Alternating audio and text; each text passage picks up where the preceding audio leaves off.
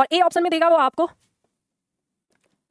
अंबुज, B option में दे देगा आपको अंबुद, सी ऑप्शन में दे देगा आपको अंबु और डी ऑप्शन में दे देगा आपको अंबुधि। जब आपने अगर इस तरह से याद नहीं किया होगा इसे, तो यहाँ पर चारों को देखकर आपका दिमाग खराब हो जाएगा कि ये कौन सा है, कौन सा था, हमने क्या पढ़ा था, क्योंकि हम बहुत ज्यादा जल्दीबाजी में होते हैं जब हम शब्दों को सीख रहे होते हैं। अगर हमने समझ के पढ़ा हुआ है तो कुछ नहीं, जैसे ही देखा कमल, कमल का पर्यायवाची हमसे पूछ रहा है, 4 शब्द हमने देखे, तो हम कहेंगे कि धी का मतलब है भंडार, मतलब ये खजाना किसके लिए, समुद्र के लिए आया है। द का मतलब था धारण करने वाला, ये बादल के लिए था। और ज का मतलब था जन्म लेने वाला, मतलब ये कमल के लिए था। तो यही हमारा क्या हो जाएगा, आंसर हो जाएगा। तो हम इस तरह से, और एग्जामिनर भी आपसे ऐसे ही प्रश्न करता है जिसमें आप फंसे। एक तो उसका उद्देश्य होता है जिसमें आप फंसे, दूसरा उद्देश्य होता है आपका समय बहुत ज्यादा लगे, और तीसरी एक चीज होती है जो आपके फेवर में होती है कि अगर आपने उस पर ध्यान दिया तो विद इन सेकंड वो आप उसका आंसर दे सकते हैं। तो इस तरह के प्रश्न एग्जामिनर देता है, तो आपको स्मार्ट स्टडी करनी है, ऐसे नहीं कि बस ऐसे ही। ठीक है, तो बात समझ में आई ना यहाँ पर। चलो अब देखते हैं आगे हमारा दिया हुआ है, तो ये हमने देखे। अब 2 और पर्यायवाची हमारे साथ दिए हैं यहाँ पर, जिन्हें हम देखते हैं। शब्द है इंद्र, मेरे साथ बोलना है। मघवा, मेघराज, वज्रधर, वज्री, विडोजा, पुरंदर, पुरुहूत, सचिपति, सहस्राक्ष, अमरपति, अमरेश्वर, अमरेंद्र, देवपति, देवेंद्र, देवेश, सुरपति, सुरेंद्र, सुरेश, सुरेश्वर। अब एक साथ इतने सारे शब्दों को याद नहीं कर सकते, तो हिंट निकालने की कोशिश करो कि क्या हिंट हो सकती है। हिंट कहती है कि देव के पर्यायवाची में, जो देवता का पर्यायवाची होगा, उसमें अगर पति, इंद्र, ईश, ईश्वर इस तरह के शब्द जुड़े हुए होते हैं तो वो किसका पर्यायवाची बन जाता है, इंद्र का। और इसके अलावा सची के पर्यायवाची में यदि पति के पर्यायवाची जोड़ देंगे तो भी इंद्र का पर्यायवाची बन जाएगा, क्योंकि सची इंद्र की पत्नी है। तो उसके पर्यायवाची में अगर हम पति का पर्यायवाची जोड़ देंगे तो इंद्र के पर्यायवाची बन जाएंगे। तो इस तरह से हम याद कर सकते हैं। और इंद्र जो है थोड़ा महत्वपूर्ण है, बहुत बार पूछा गया है। गणेश अगला है हमारा, मेरे साथ बोलो। हेरंब, एकदंत, वक्रतुंड, विनायक, सिद्धि विनायक, लंबोदर, उमासुत, पार्वती नंदन, भवानी नंदन, पार्वती सुत। देखो गणेश के पर्यायवाची में यदि हम पार्वती का, जैसे गणेश का पर्यायवाची बनाना है, तो पार्वती के पर्यायवाची में यदि पुत्र का पर्यायवाची अगर हम जोड़ देते हैं तो हमें गणेश का पर्यायवाची मिल जाता है। ठीक है, कि पार्वती का, जो पार्वती का पुत्र है उसके लिए आ जाता है।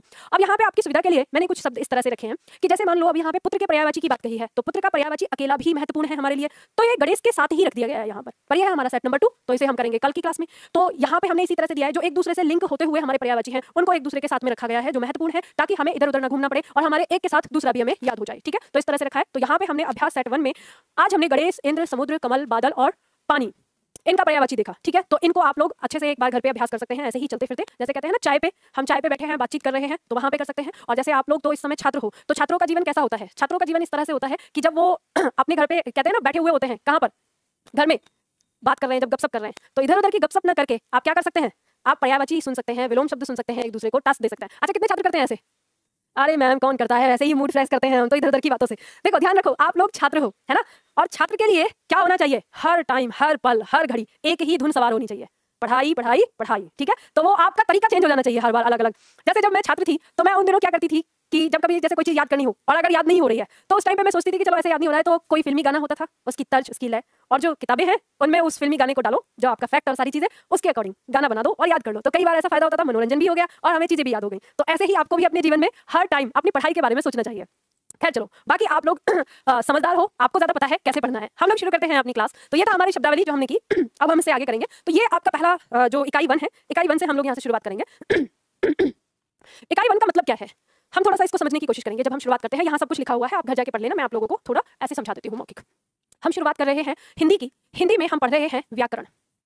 व्याकरण शब्द हमारा वी प्लस आ प्लस करण, इन टुकड़ों से मिलकर बना है। वी और आ ये 2 उपसर्ग हैं जो इसमें जुड़े हुए हैं, और करण ये एक प्रत्यय है। ठीक है, इन सबसे मिलकर बना है। वी और आ जब दोनों जुड़ते हैं तो इनमें संधि विधि लगती है, और संधि विधि लगने से, यानी संधि की यण संधि की विधि लगने से ये हमारा हो जाता है व्या, इसमें परिवर्तित हो जाता है। अब कैसे परिवर्तित हुआ, तो ये वाली चीज आपको तब समझ में आएगी जब हम लोग संधि पढ़ेंगे उस समय। फिर इसके बाद ये प्रत्यय इसके साथ जुड़ जाता है और शब्द हो जाता है हमारा व्याकरण। व्याकरण का मतलब होता है किसी भी चीज को भली भांति नियम के अनुसार समझना। तो व्याकरण का अर्थ यही है कि हम हिंदी में हिंदी को समझ रहे हैं किसी नियम के तहत। हमारे पास बहुत सारे नियम होंगे, उन नियमों के अनुसार हम हिंदी को समझने जा रहे हैं, इसलिए हम व्याकरण पढ़ रहे हैं। किसका? हिंदी का। तो जब हम हिंदी का व्याकरण पढ़ते हैं तो इसको हम 4 भागों में बांट देते हैं। अब आपकी परीक्षा में एक तो प्रश्न ये बनेगा जो अभी हमने में, तो हमें 2 उपसर्ग देखने को मिले। ठीक है, और दूसरा प्रश्न क्या बनता है, दूसरा प्रश्न बनता है कि व्याकरण कितने भागों में बांट के पढ़ा जाता है। तो हम व्याकरण को बांटते हैं 4 भागों में। 4 भागों में कौन कौन सा? तो सबसे पहले हम पढ़ते हैं वर्ण विभाग या वर्ण भाग। ठीक है, विभाग बोलते हैं कुछ लोग, भाग बोलते हैं। दूसरा आता है हमारा शब्द, शब्द विभाग। तीसरा आता है हमारा पद विभाग, और चौथा आता है हमारा वाक्य विभाग। अब इसको आप समझ लो पहले। देखो, जब आप किसी चीज को पढ़ने जा रहे हो, जैसे आप पढ़ने लगते हो, तो शुरुआत में सबसे पहले समझना है कि हम पढ़ क्या रहे हैं। तो हमने शुरुआत यहीं से करी है कि हम हिंदी पढ़ने आए हैं और हिंदी में हमें हिंदी का क्या पढ़ना है, व्याकरण पढ़ना है। अब आपके पास ना दो उद्देश्य है। पहला उद्देश्य है आपका कि आपकी परीक्षा में आने वाले जो प्रश्न है वो आपके पहले तो सॉल्व होने चाहिए। दूसरा उद्देश्य यह है कि जब आप हिंदी पढ़ रहे हो तो ऐसे नहीं होना चाहिए कि जो आपकी परीक्षाओं में अब तक प्रश्न पूछे हैं आप केवल उन्हीं प्रश्नों को हल करने में सक्षम हो। आपके पास यह योग्यता होनी चाहिए कि अगर आगामी परीक्षाओं में अगर परीक्षक ने प्रश्न की प्रकृति को बदल दिया तो हमारे पास इतनी योग्यता होनी चाहिए कि हम उसको समझ सकें। तो यह योग्यता कैसे आएगी, कैसे सोचते हैं आप, यह योग्यता कैसे आएगी? केवल प्रश्नोत्तर को पढ़ने से या किसी चीज को समझने से, किसी चीज को समझने से। ठीक है, वर्तमान समय में क्या हो रहा है कि आप जानते ही हो, ऑनलाइन एक ऐसा जरिया हो गया है कि हम दूर दराज तक भी इसके माध्यम से शिक्षा को फैला रहे हैं। तो छात्र पढ़ने लगे हैं। जो छात्र कहीं जाके नहीं पढ़ सकते थे, अपने आप पढ़ते थे, अब वो ऑनलाइन के माध्यम से पढ़ रहे हैं। तो स्वाभाविक सी बात है कि परीक्षक को ये बात पता है कि छात्र मेहनत कर रहा है, पढ़ रहा है, तो जो अब तक प्रश्न पूछे जाते थे वो आसानी से वो हल कर सकता है क्योंकि वो प्रीवियस क्वेश्चन पेपर को ही पढ़ेगा। तो परीक्षक अब थोड़ा सा परिवर्तन कर रहा है प्रश्नों में, और वो परिवर्तन आपको अब दिख रहा होगा। पहले की तुलना में थोड़ी सी चीजें टफ हो रही है। कैसे टफ हो रही है? जैसे मान लो आपसे अगर पहले पूछता था कि आपको सत्य का विलोम बताना है, तो सत्य का विलोम असत्य कहीं ना कहीं किसी ऑप्शन में लिखा हुआ होता था। अब क्या करता है वो, अब दे रहा है आपको, वो युग्म बना के दे देता है, शब्द और इसका विलोम, फिर ये ABCD ऐसे करके, और आपसे पूछता है कि जो विलोम की दृष्टि से सही है वो बताना है या जो विलोम की दृष्टि से गलत है वो बताना है। तो आपसे पहले आपके पास सोचने के लिए एक शब्द था, लेकिन अब क्या हो गया, चार, क्योंकि चार ऑप्शन में। तो ये एक तरह से क्या हो गया कि जहां वो चार प्रश्न बना सकता था वहां वो क्या बना, जहां पे एक प्रश्न बनाना था तो और अलग अलग चार प्रश्न बना सकता था, उन चारों को जोड़ के वो क्या बना रहा है, एक प्रश्न बना रहा है। अब पर्यायवाची की हम बात करते हैं तो पर्यायवाची में क्या कर रहा है कि कम से कम 3 पर्यायवाची दे रहा है वो आंसर में, और आपसे कह रहा है कि इसमें से किसका पर्यायवाची सही है, किसमें। अब किसी में एक भी गलत कर दिया तो गलत हो गया। और सबसे ज्यादा कठिन उस समय हो जा रहा है जब ऐसा ही राजस्थान का एक पेपर हुआ था, राजस्थान एसआई का, जिसमें पूछा कि एक शब्द दे दिया कि इसका पर्यायवाची निम्न में से किस युग्म में नहीं है। मतलब ये कि 4 में से 3 में उसके पर्यायवाची थे, 3 और चौथे में कोई एक था। तो आप लगा सकते हो अंदाजा कि कितने सारे पर्यायवाची अब आपको उसमें दिखने पड़ेंगे, याद रखने पड़ेंगे। तो ये लेवल क्या हो रहा है, टफ हो रहा है। तो ऐसी स्थिति में आपको बहुत स्मार्ट तरीके से काम करना होगा, चीजों को समझते हुए करना होगा। तो वहीं पे हम चलेंगे। तो मैं आप लोगों को इस तरह से समझाऊंगी कि मैं पूरे विस्तार से, मेरे पढ़ाने का तरीका है, मैं 3 स्टेप में आपको पढ़ाती हूँ। सबसे पहले आपको पूरी व्याख्या समझाऊंगी, ठीक है। दूसरे पॉइंट पे उसमें जो एक सार निकल के आया है वो आपको लिखवाऊंगी, कुछ लिखा हुआ है और कुछ लिखवाऊंगी। और तीसरा पॉइंट जब आप समझ जाते हैं उसमें आपको शॉर्ट ट्रिक बताऊंगी। तो उस शॉर्ट ट्रिक को वही छात्र समझ सकता है जिसने पहले 2 स्टेप फॉलो किए हैं, नहीं तो फिर वो तीसरा फिर वो किसी काम का नहीं होता, वो कहीं ना कहीं फंस जाएगा। तो हम इसी स्टेप में चलेंगे, ठीक है। तो वहीं से हम शुरुआत करते हैं यहाँ पर, जो मैंने आपको बताया कि जब हम व्याकरण पढ़ने जा रहे हैं तो आपकी जो किताबें मिलेंगी यहाँ पे वो इकाई में ही बटी हुई है। तो इकाई का मतलब यह है कि पहला पॉइंट हमने वर्ण का लिया कि जब हम व्याकरण में सबसे पहले जो सीखते हैं वो वर्ण विभाग को सीखते हैं। वर्ण विभाग मतलब जब भी कोई भाषा सीखेंगे तो सबसे पहले उसका वर्ण सीखेंगे। जब हम वर्ण सीख लेते हैं तो वर्णों को मिलाकर हम क्या बनाते हैं, शब्द बनाते हैं। तो दूसरा विभाग आ जाता है हमारा शब्द। इस विभाग में हम शब्द के बारे में जानते हैं, शब्दों का वर्गीकरण। अब शब्द हमारे कितने प्रकार के, जैसे पर्यायवाची, ये भी हमारा शब्द है, विलोम ये भी शब्द है, तत्सम तद्भव देशज विदेशज ये शब्द हमारे सारे क्या है, शब्द है।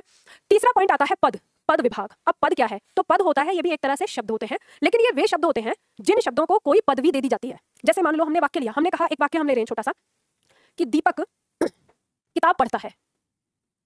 अब हमने ये वाक्य लिया, दीपक किताब पढ़ता है। अगर मैं आपसे यहां पूछूं कि दीपक एक क्या है तो आप कहेंगे एक शब्द है, लेकिन इस वाक्य में ये शब्द नहीं रहा। ये क्या हो गया, इसको एक पद मिल गया। अब वो क्या पद, मैंने कहा आपसे, मैंने पूछा कि दीपक क्या है, आप कहेंगे एक शब्द है, लेकिन मैं कह रही हूं नहीं, दीपक इस वाक्य का कर्ता है। तो आप कहेंगे कि ये कर्ता क्या चीज है, तो ये जो कर्ता शब्द आया है नाम जो हमारे सामने, यही क्या है, इसकी पदवी है। तो हम जब ये पदवी सीखते हैं, ये पद सीखते हैं, तो वो इसी के अंदर आता है। यानी जब कोई शब्द किसी वाक्य में प्रयोग होता है तो वो शब्द न कहलाकर क्या कहलाता है, पद कहलाता है। इसी में अगर मैं आपसे कहूं कि दीपक और क्या है, ये संज्ञा है कि सर्वनाम है, तो आप कहेंगे कि ये क्या है, एक संज्ञा है। तो ये जो संज्ञा हमने नाम दिया, ये इसको क्या दी गई है, पदवी दी गई है। यही होते हैं पद, जिन्हें आप पढ़ते हैं पद के भेद के नाम से, जिसमें आप संज्ञा, सर्वनाम, क्रिया, विशेषण, ये सारी चीजें हम पढ़ते हैं। तो वो हमारे किस में पढ़ते हैं, हम पद में पढ़ते हैं, इस विभाग के अंदर। इसके बाद आता है वाक्य। वाक्य के अंदर आपने देखा होगा हम अर्थ के आधार पर वाक्य पढ़ते हैं, या बनावट के आधार पर कि संयुक्त वाक्य, सरल वाक्य, इस तरह से। और वाक्य शुद्धिकरण कि कैसे हमारे वाक्य गलत होते हैं, उनका हमें शुद्धिकरण कैसे करना है, तो वो सारी चीज हम किस में पढ़ते हैं, वाक्य में पढ़ते हैं। तो इस तरह से हमारी क्लासेस चलेंगी, ये शुरुआत होगी। तो हमसे पहला प्रश्न अगर ये पूछा जाए कि व्याकरण को हम कितने पदों में बांटकर पढ़ते हैं, कितने भागों में बांटकर, तो 4 भागों में। कौन कौन सा, वर्ण विभाग, शब्द विभाग, पद विभाग और वाक्य विभाग। और यहाँ पे हमारा व्याकरण समाप्त हो जाता है वाक्य पे आकर, और यही सारी चीज हम इतने दिन में पढ़ेंगे। तो जब एक व्याकरण शब्द अगर कहीं पर लिखा आ जाए तो आप समझ लेना कि उसमें हम कौन कौन सी चीजों को पढ़ने वाले हैं, ठीक है।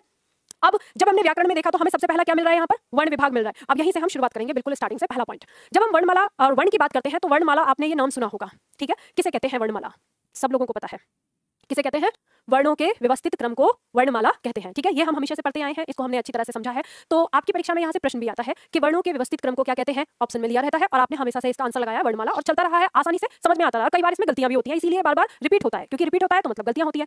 तो जब ये कुछ दिनों से ऐसे ही चल रहा था, आपकी परीक्षा में परीक्षक ने एक शब्द दिया, लिपि चिन्ह। लिपि चिन्हों के व्यवस्थित क्रम को क्या कहते हैं, ये आपका ऑप्शन दे दिया यहाँ पर, और ऑप्शन वही पुराने दे दिए। और इसमें हमारे छात्र फिर घबरा गए कि ये कहां से आ गया लिपि चिन्ह। तो आपने कैसे जाना कि लिपि चिन्ह का मतलब वर्ण है। अब जानते हैं कैसे जानेंगे आप इसको, अगर आपने इसको ऐसे ही रटाए बचपन से, सिर्फ कि वर्णों के व्यवस्थित क्रम को, वर्णों के व्यवस्थित क्रम को, वर्णों के व्यवस्थित समूह को इस तरह से रटाए, तो आप इसको कभी नहीं पहचान पाएंगे।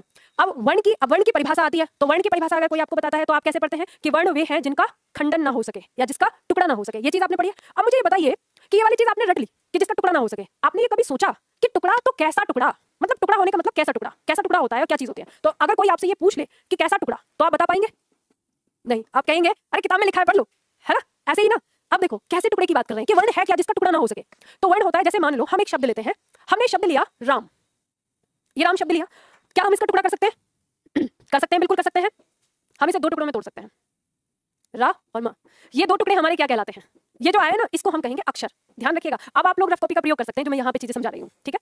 ये जो आया है इसे हम कह सकते हैं अक्षर, ये वर्ण नहीं है, समझ लेना, किताबों में बहुत कंफ्यूजन होता है इस चीज को लेकर, तो इसे हम अक्षर कह सकते हैं। अब ये जो अक्षर आया है, क्या आप इसे तोड़ सकते हो? इसे हम तोड़ सकते हैं। कैसे तोड़ सकते हैं? ये आ गया हमारा व्यंजन और ये हो गया हमारा स्वर, दो टुकड़ों में हमने तोड़ दिया।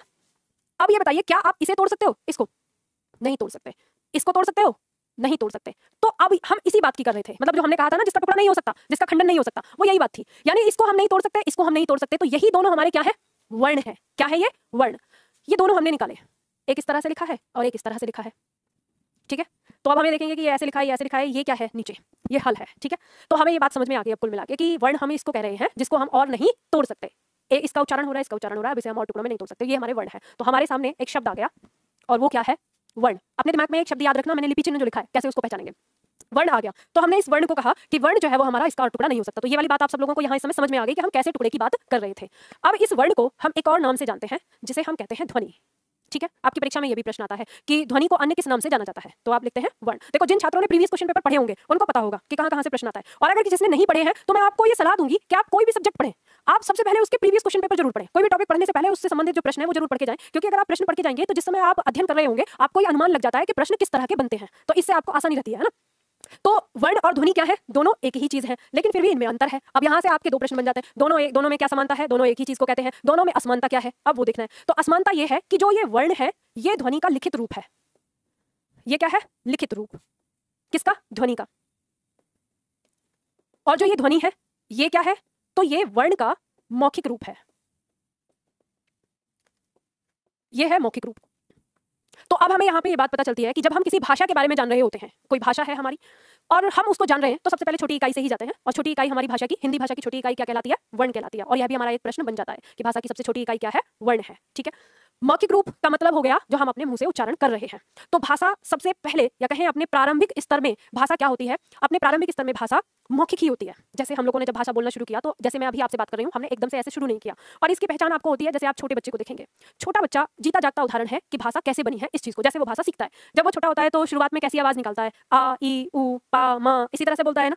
तो वो पहले क्या निकाल रहा है? ध्वनियां निकाल रहा है। और फिर एक समय के बाद ध्वनियों को मिलाकर फिर हम उसको सिखाते हैं। जैसे बोलता है कि हम कहते हैं ये तुम्हारी माँ है, तो बोलेगा माँ, या कहेंगे मम्मी बोलो, तो एकदम मम्मी तो नहीं बोलता, पहले माँ कहना सीखता है, फिर हम कहते हैं बेटा मम्मी बोलो, तो फिर वो धीरे पहले मम करेगा, फिर उसके बाद मम्मी कहेगा, क्योंकि वो एक समय के बाद ध्वनियों को जोड़ना सीखता है। और फिर एक समय के बाद मान लो उसको भूख लगी है, तो ये बात कहने में कि मम्मी मुझे भूख लगी है, आप लोग बोल देते हो आराम से, लेकिन छोटा बच्चा तो नहीं बोलता। वो क्या बोलेगा कि मम्मी भूख, तो मम्मी भूख, उसने क्या दो शब्दों का ही प्रयोग किया है। तो दो शब्दों का प्रयोग करा, इससे हमें पता चलता है कि जब हम भाषा को सीख रहे हैं एक स्तर पे, तो ऐसे वर्ण से शब्द, शब्द से शब्द मिलाकर वाक्य तक पहुंचते हैं। तो इस तरह से हम चीजें शुरुआत करते हैं। तो ऐसे ही हमारी ये भाषा आई जब ये मौखिक रूप में थी यहाँ पर, तो हमने उच्चारण किया। जैसे मान लो अ, ए, ओ या क, ख, ग, घ, ये हमारे मौखिक थे। और मौखिक को जब हमने चाहा कि इसे एक पीढ़ी से दूसरी पीढ़ी समझ सके या एक व्यक्ति से दूसरा व्यक्ति पढ़ सके उसकी अनुपस्थिति में, तो हमने उसको आकृति प्रदान की। जैसे मान लो हमने यहाँ पे एक आवाज ली अ, तो उस अ को इस तरह की आकृति दे दी हमने। और अगर अच्छा यहाँ पे दिख रहा है या मैं ऊंचा लिखूं, ठीक है दिख रहा है ना। जैसे मान लो हमने एक उच्चारण लिया ए, हमने उच्चारण लिया क, इस तरह से हमने लिख दिया, तो हमने ये लिखा। तो ये जो आकृति हम बना रहे हैं, इस आकृति को ही हम कहते हैं, अगर हम कहें तो इस आकृति को हम आकृति कह सकते हैं, इसको हम चिन्ह कह सकते हैं, इसको हम प्रतीक कह सकते हैं, इसे निशान कह सकते हैं। हमने ये मान लिया सब लोगों ने कि इस प्रकार की आकृति को हम कैसे उच्चारित करेंगे? अ से करेंगे, इसको ए, इसको क। तो ये हमने मान लिया। फिर ये जो हमने आकृति बनाई, इस आकृति को हमने नाम दिया लिपि का, कि ये क्या है? हिंदी भाषा के लिए एक लिपि है, जिस लिपि को हमने नाम दिया देवनागरी, ठीक है। तो ये हमने कहा ये लिपि है, और लिपि में कौन सी लिपि है? देवनागरी।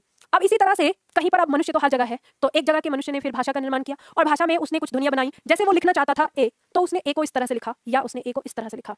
वो लिखना चाहता था ध्वनि, उसने बनाई बी, तो उसने बी को ऐसे लिखा या इस तरह से लिखा। तो ये भी क्या? एक प्रकार की आकृति रही, और ध्वनि की आकृति रही। और इस ध्वनि की आकृति में इसी को भी नाम दिया गया है लिपि, और इस लिपि का नाम दिया गया रोमन लिपि। इसको क्या नाम दिया? रोमन लिपि। तो आपको ये बात समझ में आती है कि जो आपसे ये पूछा जाता है भाषा के अंदर कि इस भाषा की लिपि कौन सी है, तो लिपि से आप मतलब समझ गए ना। यानी जब हम किसी भाषा को लिखने के लिए जिस प्रकार की आकृति का इस्तेमाल करते हैं वही आकृति क्या कहलाती है? लिपि कहलाती है। इसे हम आकृति कहें या शैली, शैली शब्द बोलते हैं कि जिस शैली में लिखा जाता है उसे हम क्या कहते हैं? लिपि कहते हैं। तो हमें पता चल गया कि इस तरह से अगर हम इस आकृति में लिखेंगे तो वो लिपि कहलाएगी रोमन लिपि, और जब हम इस तरह की शैली में लिखेंगे तो ये क्या कहलाएगी? देवनागरी लिपि। ठीक है। और इसी प्रकार से जब आप देखते हैं उर्दू भाषा को, तो उर्दू भाषा आप में से कोई छात्र जानता है उर्दू भाषा लिखना? कोई नहीं जानता, थोड़ा थोड़ा जानते हैं, तब मैं नहीं लिखूंगी, है ना। मैं जानती नहीं, मैं बस वैसे ही आकृति बनाने की कोशिश करती हूँ कि जैसे आपने देखा होगा कि उर्दू भाषा इधर से लिखी जाती है कुछ इस तरह से नुक्ता प्रयोग करके और इस तरह से, ऐसी कोई भाषा होती है। तो ये जो यहाँ पे इस तरह की आकृति बनाते हैं तो ये भी क्या होती है? उनकी एक प्रकार की लिपि है, जिसे हम अरबी फारसी लिपि अलग अलग रखते हैं। तो ऐसे ही भाषा बहुत सारी है। तो हमें यहाँ पे ये शब्द समझ में आ गया कि लिपि क्या है? लिपि है किसी भी भाषा को लिखने की शैली। हिंदी भाषा की लिपि क्या है? देवनागरी। ठीक है, ये पॉइंट आपके लिखे हुए नहीं है या आप इसको लिख सकते हैं, प्रश्न आ जाते हैं, परीक्षा में पूछ लेते हैं ये। तो हमें यहाँ पे ये बात पता चल गई। तो जब हमें ये पता चल गया कि ये एक प्रकार की लिपि है और इस आकृति को हम चिन्ह कह सकते हैं, तो अगर मैं इसको लिपि चिन्ह कहूं तो कोई दिक्कत होगी क्या? अगर मैंने इसको लिपि चिन्ह कहा तो कोई दिक्कत नहीं। इसी लिपि चिन्ह को हमने एक नाम दिया है वर्ण। ठीक है, वर्ण और लिपि चिन्ह का मतलब दोनों का एक ही होता है। तो जब आप इस बात को इस तरह से समझ लेते हैं, आपको जब ये बात समझ में आ गया, तो अब परीक्षक चाहे आपसे कहे कि ध्वनियों के व्यवस्थित समूह को क्या कहते हैं, या परीक्षक आपसे पूछे कि वर्णों के व्यवस्थित समूह को क्या कहते हैं, या परीक्षक पूछे कि लिपि चिन्हों के व्यवस्थित समूह को क्या कहते हैं, तो आप आसानी से बता देंगे क्या कहते हैं? वर्णमाला। ठीक है, मैंने यहाँ पे आपको कई सारी चीजें समझाई, और अब आप जरा थोड़ा सा अपना दिमाग लगा के देखिए वापस जाके कि एक चीज के लिए मैंने आपको कई सारे शब्द समझाए और कई सारी बातें। इस बेसिक पॉइंट में आपके इतने सारे प्रश्न हैं जो आपकी परीक्षा में पूछे गए हैं अभी तक। अब मुझे ऐसा लगता है कि जो आपने इसको समझा है, अगर आप इसको नहीं भी लिखते हैं तो भी ये चीजें आपको अपने आप समझ में आ जाएंगी, याद रहेंगी कि कौन सी चीज क्या होती है। बात समझ में आ गई ना। तो अब हम यहाँ पे आते हैं, हमारे सामने एक शब्द निकल के आया और वो क्या है? वर्ण। ठीक है, तो यहीं से हम शुरुआत करते हैं। हमने कई सारी चीजें यहाँ पे पढ़ी, कई सारी चीजें देखी जो हमारी परीक्षा के लिए महत्वपूर्ण है, और ये आती हैं चीजें डायरेक्ट किसी टॉपिक में लिखी नहीं होती, पर ये हमारी परीक्षा में पूछ ली जाती है। हम वर्ण की बात करें तो हिंदी भाषा में वर्ण कितने प्रकार के होते हैं? कितने प्रकार के होते हैं? 2 प्रकार के। अरे इतने घबराए हुए क्यों हो आप लोग? मुझे ये समझ में नहीं आ रही। हाँ, ऐसे बैठते हो ना क्लास में जैसे सारी दुनिया जहाँ के कष्ट आप ही के सर पे आ गए हैं। आराम से बैठा करो, एकदम समझते हुए। तो आपने पढ़ा है बचपन में, मैं कुछ अलग नहीं पढ़ा रही। देखो ध्यान रखना, आज से हमारी जो 5 क्लास होंगी इस वर्णमाला में, इस वर्णमाला में हम 5 क्लास लेने वाले हैं। इस 5 क्लास में से 2.5 क्लास ऐसी होगी जो आपने बचपन से पढ़ा है और आप सब कुछ जानते हैं, और 2.5 क्लास ऐसी होगी जिसमें आपको एक अलग ही दुनिया मिलेगी देखने को कि अच्छा ये ऐसे होता है, हमें पता नहीं था।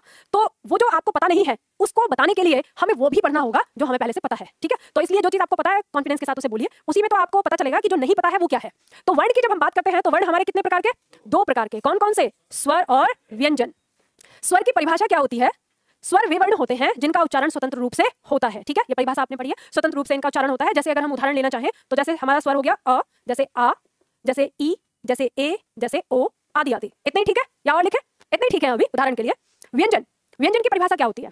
जिन वर्णों का उच्चारण स्वर की सहायता से होता है उन्हें हम क्या कहते हैं? व्यंजन कहते हैं। जैसे उदाहरण के लिए हम लिखें क, ख, ग, या जैसे च, जैसे त, जैसे प। इतना ही लिख लेते हैं।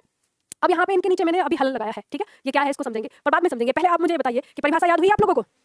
स्वर हमने कहा एक सेकेंड,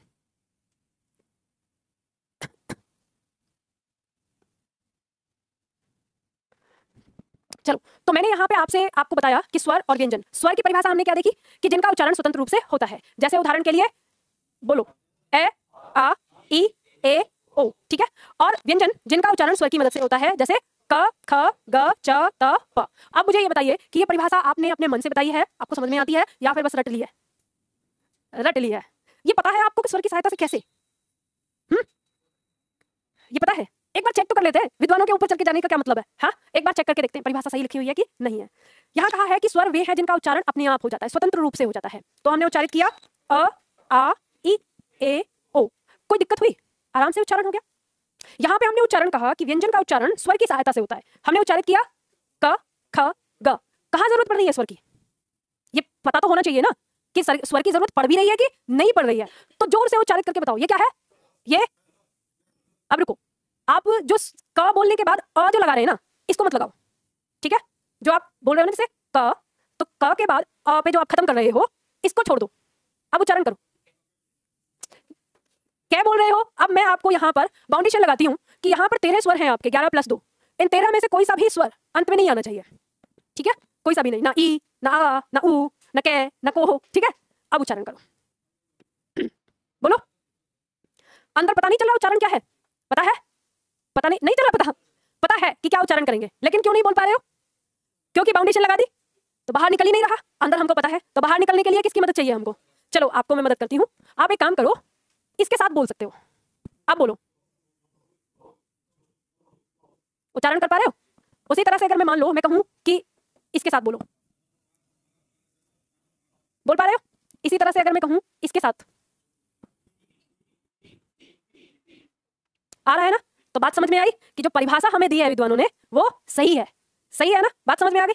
अब इस परिभाषा के समझने के साथ साथ आपको एक चीज और समझ में आ गई कि व्यंजन के उच्चारण के लिए आपको स्वर की मदद लेनी पड़ेगी। तो ये जो यहाँ पे स्वर लिखा, ये जो व्यंजन लिखा हुआ है आपके सामने, ये व्यंजन जिसके नीचे हल लगा है, ये व्यंजन वो व्यंजन है जिसमें कोई स्वर शामिल नहीं है। तो आप कहेंगे कि मैम फिर हम इनका उच्चारण कैसे ले पा रहे हैं?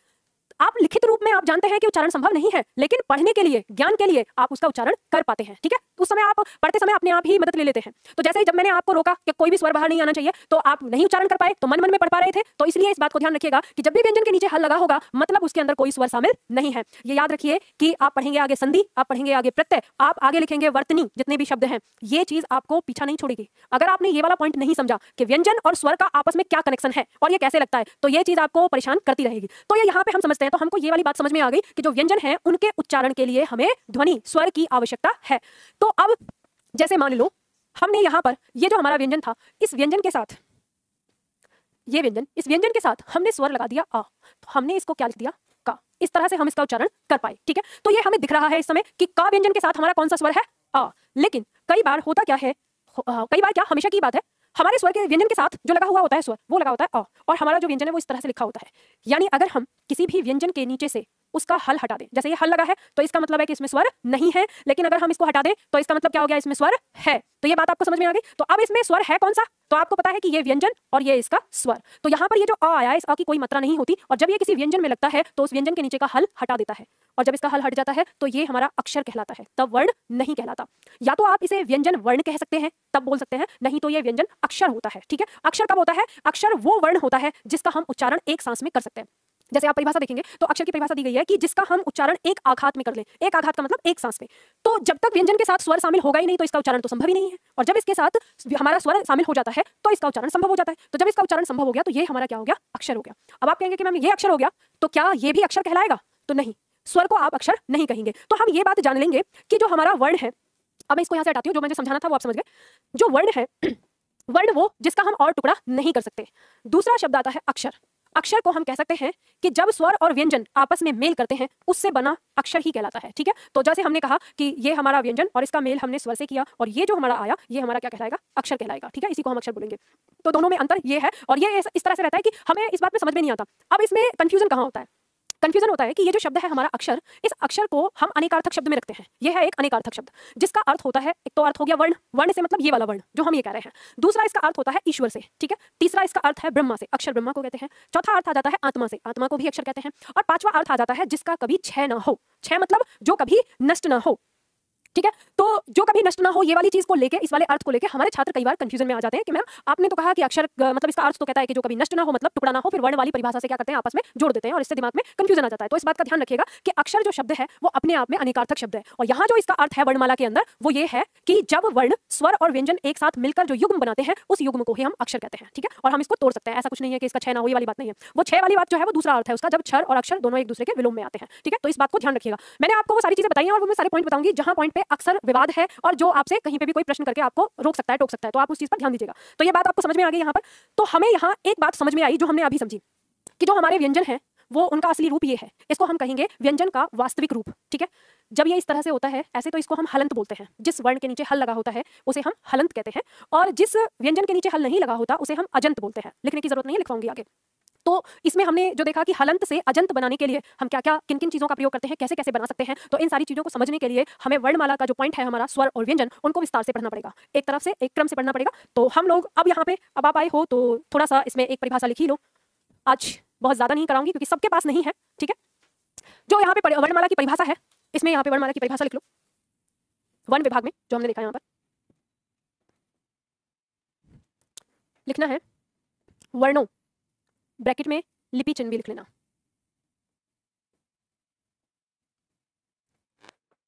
वर्णों के व्यवस्थित क्रम को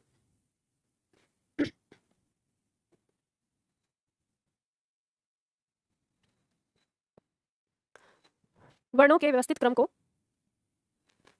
वर्णमाला कहते हैं। वर्णों के व्यवस्थित क्रम को और क्रम के आगे ब्रैकेट में समूह भी लिख लेना, ठीक है। जैसे लिखोगे क्रम, उसके आगे समूह, क्योंकि कभी कभी क्रम की जगह समूह आ जाता है, ठीक है।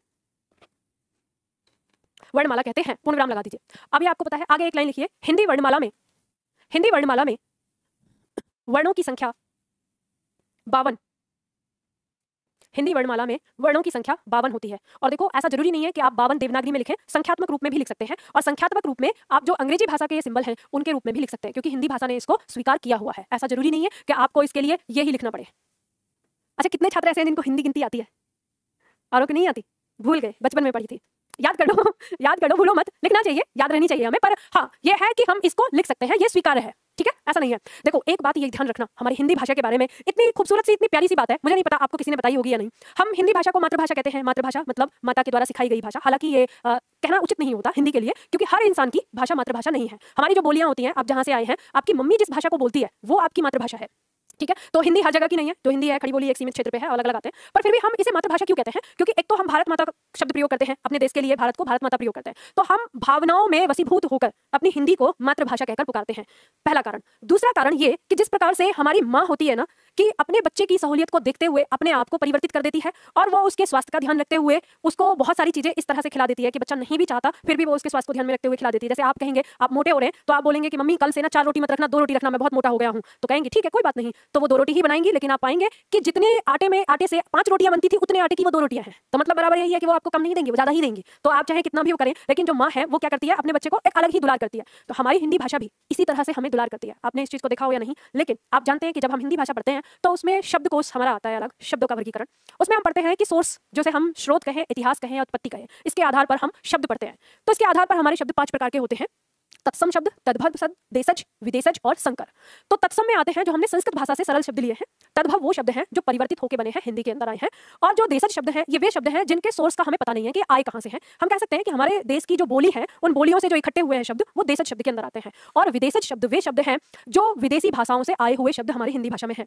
और विदेशी भाषा से आए हुए शब्दों के अंदर हमारी जितनी भी भाषाएं हैं, विश्व की पूरी भाषाएं, वो सब की सब इस कोटे के अंदर समाहित हो जाती है। मतलब ये कि अगर बच्चे को आइसक्रीम खानी है और माँ को पता है कि आइसक्रीम इसको नुकसान करेगी, बाहर की केमिकल वाली है, तो माँ उसे प्यार से कहती है बेटा आइसक्रीम खाएंगे, लेकिन घर चल के अपने फ्रिज की, और वहां पे माँ क्या करती है, दूध से आइसक्रीम बना के बच्चे को खिला देती है। बच्चे को खानी है आइसक्रीम, और माँ ने उसको आइसक्रीम भी खिला दी और केमिकल से भी बचा लिया। ऐसे ही आपकी हिंदी है, वो कहती है कि भाषा सीखो, पढ़ो, आपको अंग्रेजी ही सीखनी है तो देवनागरी में पढ़ लो, बोल लो। हम जैसे बोलते हैं, अब आपने देखा होगा कि हम जब बातें करते हैं, अगर हम कहें आज इस कमरे में हमको सर्दी फील हो रही है, तो हमने फील शब्द का प्रयोग कर लिया।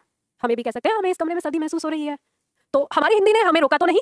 हम कहते हैं क्या बात है, आज तो मौसम बड़ा ही कूल है, तो कूल हम अंग्रेजी शब्द का प्रयोग कर रहे हैं, लेकिन हमारी हिंदी ने हमें रोका नहीं। पर यह चीज है कि जब हम ये लिख रहे हैं तो हम उसको देवनागरी में लिख सकते हैं। क्या आपको अंग्रेजी भाषा इस तरह से प्रयोग करने देती है कि आप दूसरे शब्दों का प्रयोग करके अपनी बात कह सके? नहीं, लेकिन हिंदी करती है। तो आप ये देखो कि इतनी प्यारी भाषा, इतनी अच्छी भाषा, माँ के जैसी, जो हमारी हर सुविधा का ध्यान रखती है, जब उसने अपने इस अंक को छोड़ दिया, चलो कोई बात नहीं मेरे बच्चों, आपकी हर एक चीज में ये प्रयोग नहीं होता तो जाने दो, आप इसका इस्तेमाल कर सकते हो। इतना आपको सहूलियत देने वाला जीवन में कौन हो सकता है? माँ। और जो माँ के जैसा एक्ट करता है आपके जीवन में, वो आपके लिए उसी तरह से सम्मानित होना चाहिए जितना हमारे लिए अपनी माँ। तो हिंदी आपको यही कहती है। हिंदी में आप बहुत सारे शब्दों का प्रयोग करते हैं जब लिखते हैं। हिंदी आपको देवनागरी में पूरी इंग्लिश लिखने के लिए आपको स्वतंत्र छोड़ दिया है। आप पूरी इंग्लिश लिखिए, देवनागरी में लिखिए, उससे कोई दिक्कत नहीं है। पर सच बात यह है, आप अपने दिल में सोचिएगा कि आप में से कितने छात्र ऐसे हैं, जब कभी कोई लिस्ट बनाते हैं सब्जी लेने के लिए या राशन लेने के लिए, कितने छात्र हैं जो देवनागरी में लिखते हैं? हम लिखते ही नहीं है। मेरे तो ऐसे छात्र हैं जो लिखते हैं, बहुत अच्छा करते हैं, लिखना चाहिए और कभी शर्म महसूस नहीं करनी चाहिए। ऐसे छात्र हैं, जब मैं कभी नोटबुक देखने के लिए निकलती हूँ तो हिंदी का जो शब्द न समझ में आया तो उसको रोमन लिपि में लिख देते हैं। वाह, बहुत ये लगता है कि चलो हमारी हिंदी का भविष्य हमारे युवाओं के हाथों में है, हमारे बच्चों के हाथों में है। तो कहने का मतलब यह है कि देखो, भाषा 2, 3, 4, 5 जितनी सीखनी है सीखो, अच्छी बात है। जितनी ज्यादा से ज्यादा आप भाषाएं सीखेंगे, उतना ज्यादा से ज्यादा दुनिया में आप घूम सकते हैं, फिर सकते हैं, लोगों को समझ सकते हैं। पर ऐसे कभी रूड नहीं होना कि हाँ हमको हिंदी नहीं आती तो बहुत शान की बात है। नहीं, आपको हिंदी नहीं आती ये शर्म की बात लगनी चाहिए। आपको अंग्रेजी नहीं आती, इसमें कोई शर्म नहीं होनी चाहिए, क्योंकि आप कोई विदेशी नहीं हो। समझ गए ना? तो अंग्रेजी नहीं आती तो ये शर्म की बात नहीं है, हिंदी नहीं आती ये शर्म की बात है। ठीक है, तो ये चीज ध्यान रखना। ऐसे में थोड़ा सा अलग चली गई, क्योंकि आजकल क्या है ना कि आजादी का महोत्सव मना ही रहे हैं, तो आजकल मेरे अंदर से ज्यादा हिंदी की चीजें आ रही हैं कि हिंदी के लिए कुछ तो ऐसा करें।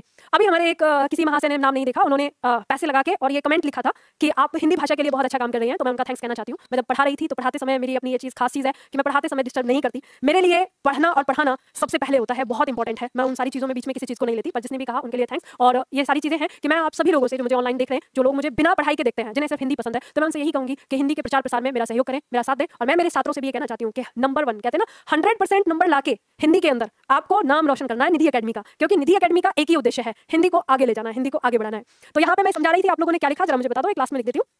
52 वर्ण होते हैं इसके, और एक लाइन और लिख लो वर्ण लिखकर, वर्ण की परिभाषा और अक्षर की परिभाषा और लिख लो यहाँ पर जल्दी से। वर्ण के सामने लिखो वर्ण, वर्ण वो होता है जिसका टुकड़ा नहीं किया जा सकता। वर्ण वो होता है जिसका टुकड़ा नहीं किया जा सकता।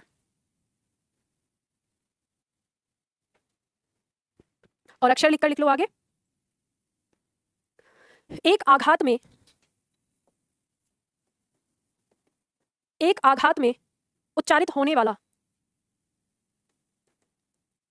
एक आघात में उच्चारित होने वाला वर्ण, एक आघात में उच्चारित होने वाला वर्ण अथवा एक आघात में उच्चारित होने वाला वर्ण अथवा व्यंजन के साथ स्वर के मेल को, व्यंजन के साथ स्वर के मेल को अक्षर कहते हैं।